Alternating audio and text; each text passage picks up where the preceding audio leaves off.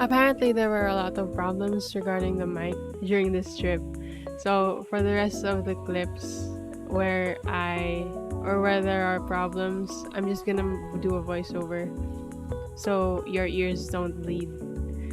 Basically, in this clip, I'm saying that we're gonna go board the plane a little later, but for now, we're eating at Subway, which wasn't a great experience for me, honestly.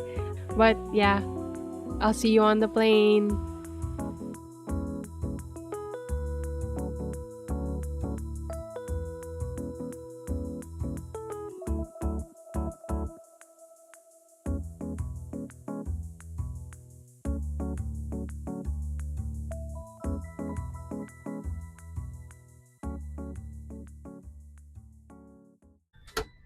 Hello. So, nakaangat na tayo sa buhay. Nasa PAL na tayo, hindi na Cebu Pacific. Yes! Anong oras na sis? Time check. 9:25 na. 9:45 yung alis namin. So, kembot na lang. And then, ang dating namin doon mga 12:45? O 1 na ang dating natin doon. 12:15? Yeah. Ma, mag-hi ka.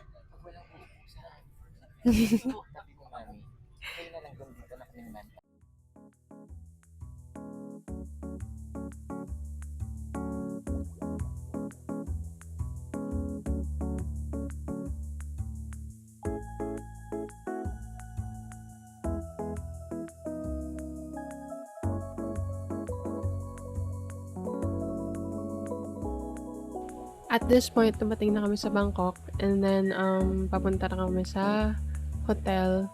Yung hotel namin is yung First House Hotel. And later makikita nyo, hindi sobrang good yung first experience. Well, actually, hindi naman namin first time mag First House Hotel. Pero himini ko hindi good yung experience namin this time around. Pero mamaya na yun. Tingnan nyo muna yung scenery ng way from airport nila, yung Suvarnabhumi to First House Hotel. Nandito na kami sa First House Hotel and magche-check-in kami. Parang may problema sa pag-check-in, pero I'll explain later. Makikita nyo. So, first, ito yung itsura ng lobby. Tapos mamaya na yung room tour. Nako, ito na nga yung chika, guys. So, nasa first house na kami, di ba? Tapos, parang may misunderstanding, miscommunication kasi ang binook namin na rooms is dun sa parang bagong wing ng hotel.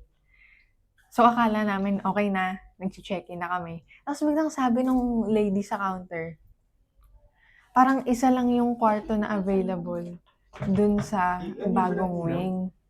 Walang aircon. Tapos, Tinanggal yung ano eh. ano tawag dyan? Tinanggal yung card. Kasi yung pakal So, yun nga, isa lang yung kwarto na available dun sa bagong wing. So, masa-separate kami ni ate sa kanong parents ko. So, yung parents ko, dito mapupunta sa old building. Kami ni ate mapupunta dun sa new building. And like, malaki yun yung space doon. syempre issue yun. Kasi, ang mahal nga ng binayad namin para, or hindi naman, mas mahal yung binayad namin. Para nga, doon kami mapunta sa new building para mas maganda yung amenities and all that. Pero, dito din pala kami babagsak sa lumang building. So, ayun. Sinusort out ni mama ngayon kung ano na mangyayari. Kasi, pinipilit ng woman din na pwede din naman daw i-check nila bukas kung may available na room dun sa new building bukas. Ano? Wala na, sabi namin, Kaso, lilipat na lang tayo. 7:05 at saka 8:01 Pero, pa rin. Ito na. Yun. ayun na, ayun na. Kailangan lang pala magwala. Yan na pala. Nasolve na.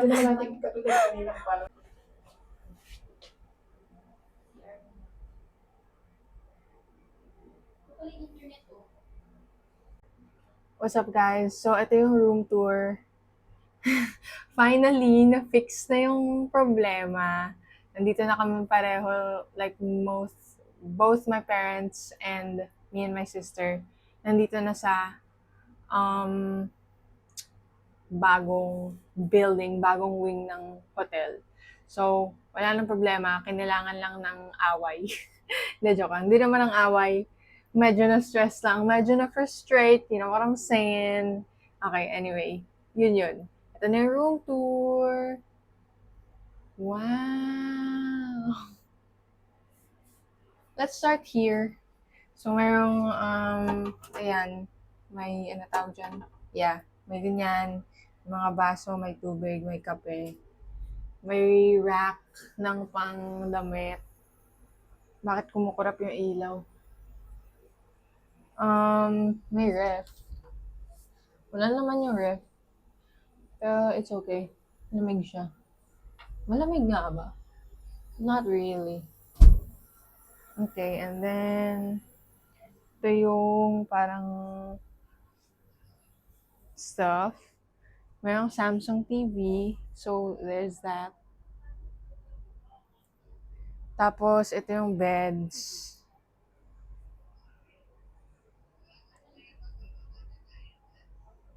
Tapos, yun yung CR. Kaso, ginagamit yung CR right now.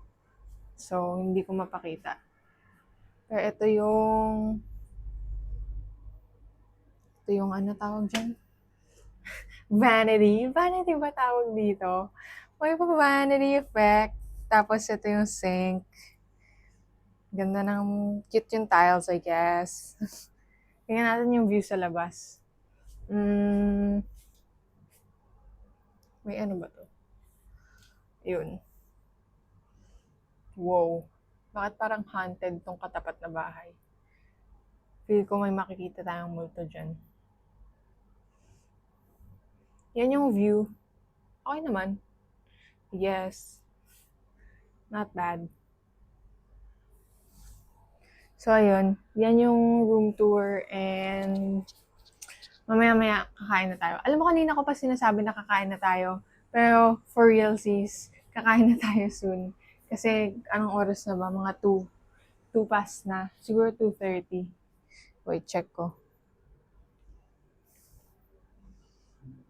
Yeah, 2:42 na. So, kakain na tayo. Ay, ba't nag-flip? Kakain na tayo. Yan.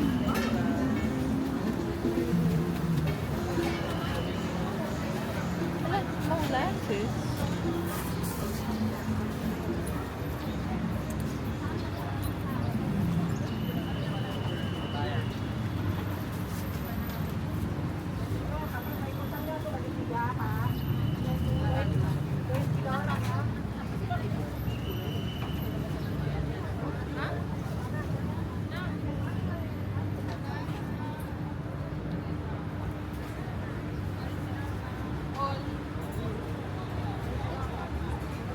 Sobrang cute naman ng ganyang bags. Oh, tatanong ka na kung ay, hindi for sure makikita. Dapat pumasok tayo.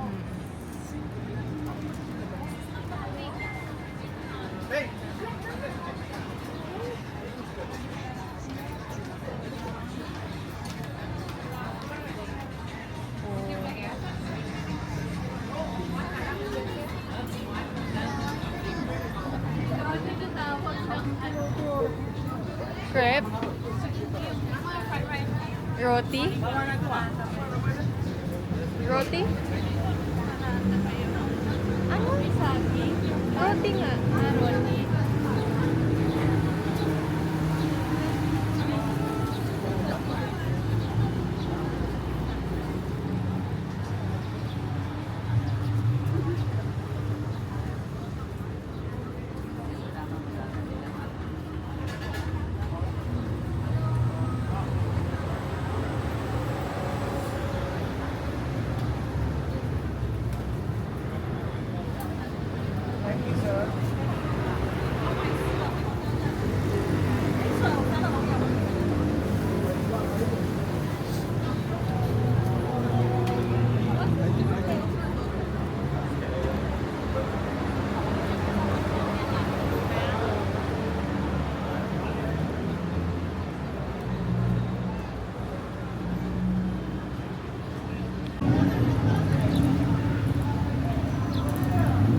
So, at this point, gabi na. Tapos, actually, ang dami kong hindi na vlog nung umaga. Or like, nung hapon. Yung time between yung huli kong video na napakita dito sa vlog. Saka dito sa kumakain ako. Dahil wala, tinamad na ako mag-vlog. Pero babawi naman ako. Papakita ko sa inyo yung haul ko after eating itong tinake out ko for dinner. Nakakainis kasi hindi naman masama yung lasa niya. Sadyang hindi ko lang kasi gusto yung wansoy. And puro wansoy siya, as you can see. Yan o, yung mga green stuff na yan. Sobrang nagsisi ako nung kinain ko yan. Kasi parang wansoy. Ew. Tapos yung sabaw niya, parang maasim na ewan. Yun nga. Hindi naman masama, just not my jam. So, hindi ako masaya, pero inubos ko naman. Tapos, ayun.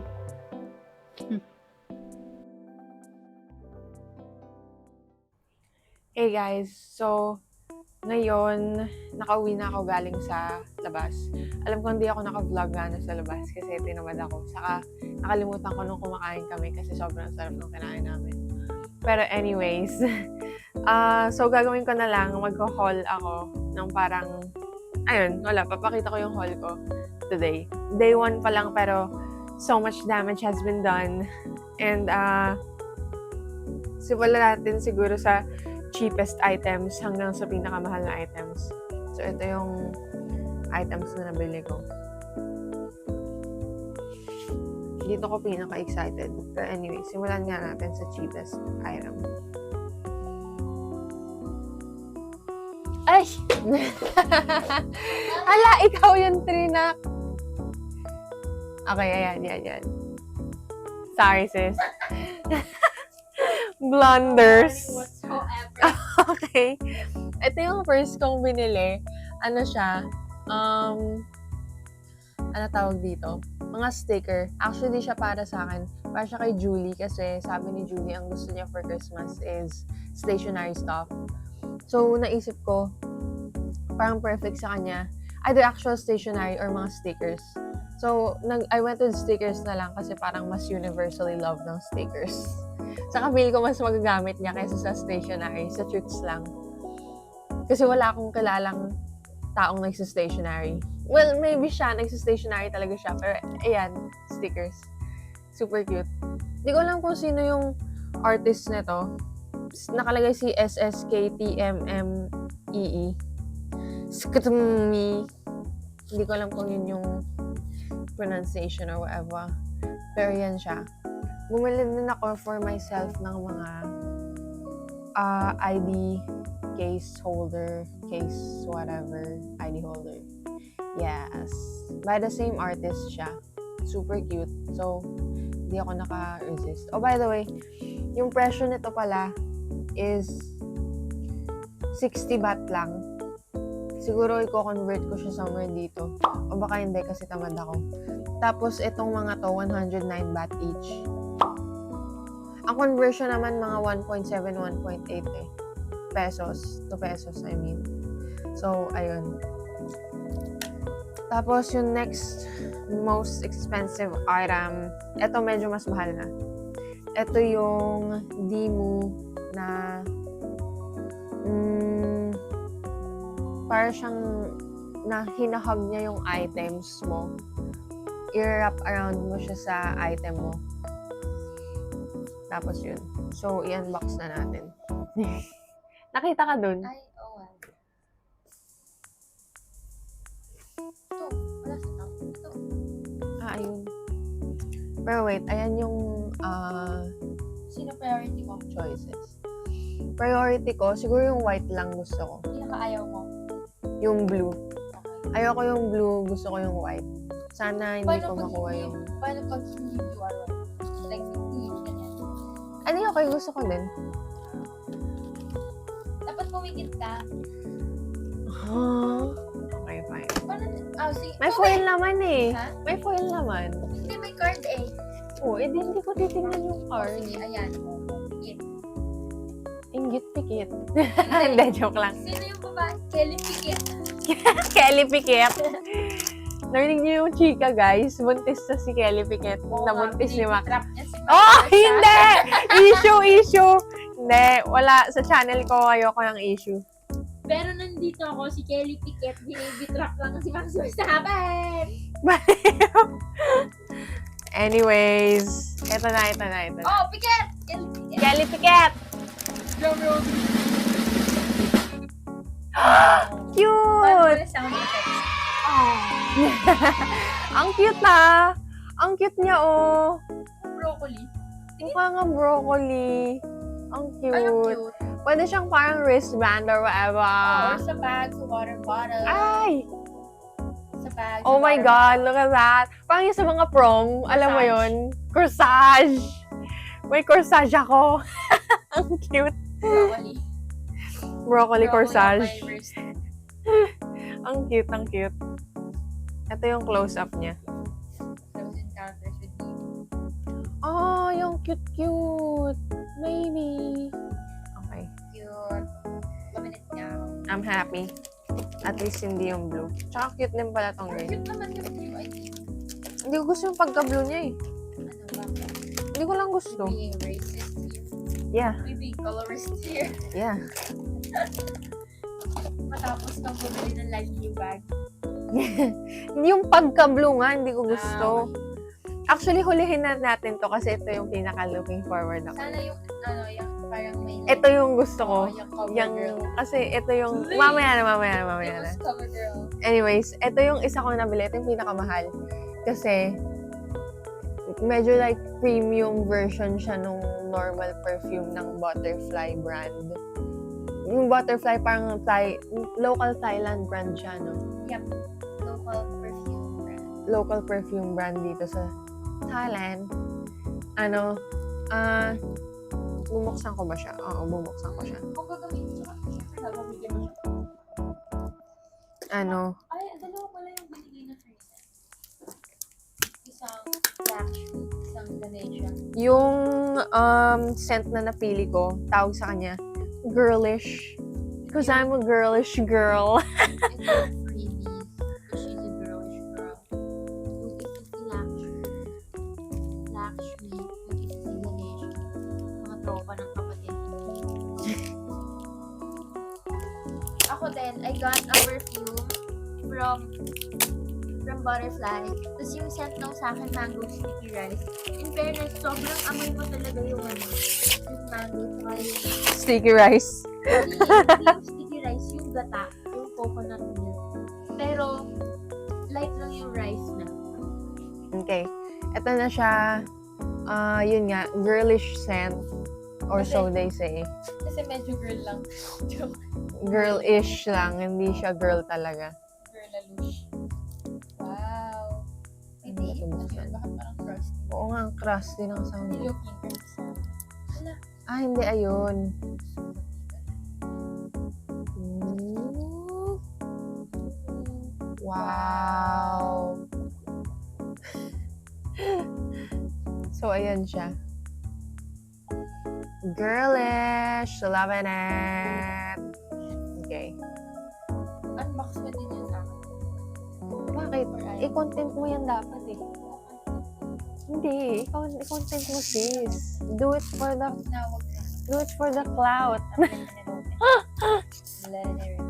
Buksan mo na yung lamp. Okay, wait. Yun naman talaga yung pinunta ng lahat.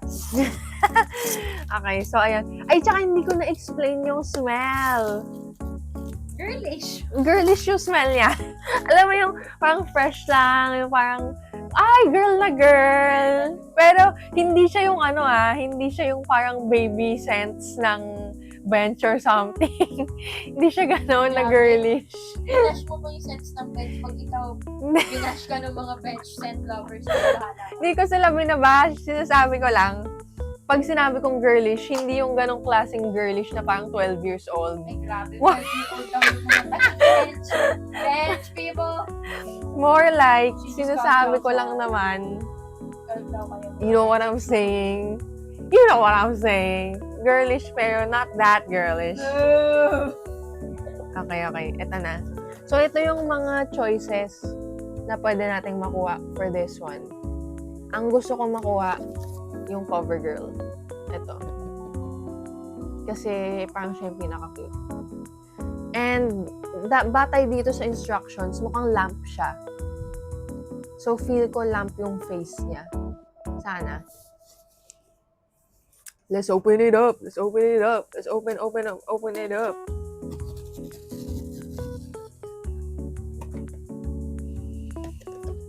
May foil din kaya to.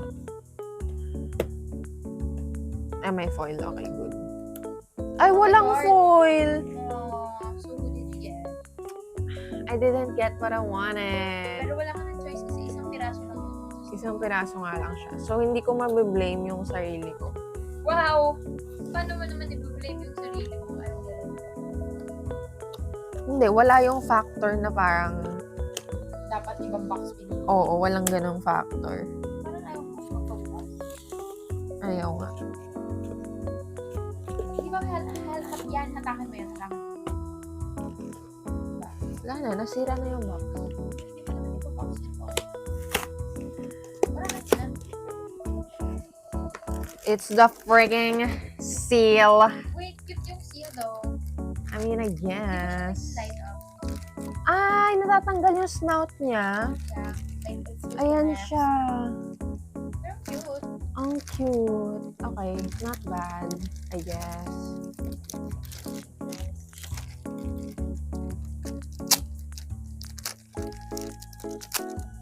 Kailangan ako, 4% na lang sis. Kailangan ma-testing ko na to. Ayan o, pwede siyang walang mask. Tapos pwedeng COVID mode. Oh my gosh. I said what I said. Yan o, ang cute. Okay, cute. Mukhang ang lamp yung face niya. May kasamang, ganito. Low bat na tayo. Ang tagal chumis ng mga. Baka kailangan mo i-charge. Baka Okay. kailangan mo i-charge. Magbabalik mga ka-issue patid. Yuck!